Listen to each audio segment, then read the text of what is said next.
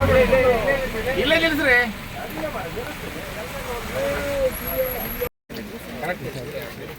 ನೀವು ಈ ಬ್ರಿಡ್ಜಿಗೆ ಯಾವುದು ನಿಮಗೆ ಲ್ಯಾಂಡ್ ಅಕ್ವಿಸಿಷನ್ ಪ್ರಾಬ್ಲಮ್ ಇರಲಿಲ್ಲ,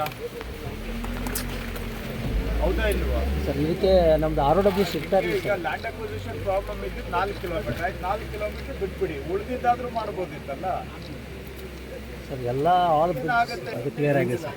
ಹೌದು, ಮುಂದೆಲ್ಲ ಆಲ್ಟರ್ನೇಟ್ ಫಾರೆಸ್ಟ್ ಲ್ಯಾಂಡ್ ನಾವು ಬಿಜಾಪುರಲ್ಲಿ ಕೊಟ್ಟಿದ್ದೀವಿ, ಇಲ್ಲಿ ಇಲ್ಲ ಜಾಗ ಅಂತೇಳಿ ಬಿಜಾಪುರಲ್ಲಿ ಕೊಟ್ಟಿದ್ದು. ಕಾಂಕ್ರೀಟ್ ರೋಡ್ ಆದ್ರಿಂದ ಅಲ್ಪ ಸ್ವಲ್ಪ ಮಳೆ ಇದ್ರೆ ಮಾಡ್ಬೋದು, ಏನು ತೊಂದರೆ ಇಲ್ಲ.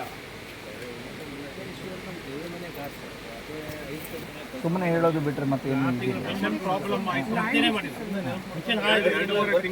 ಏನು ಮಾಡಿಲ್ಲ.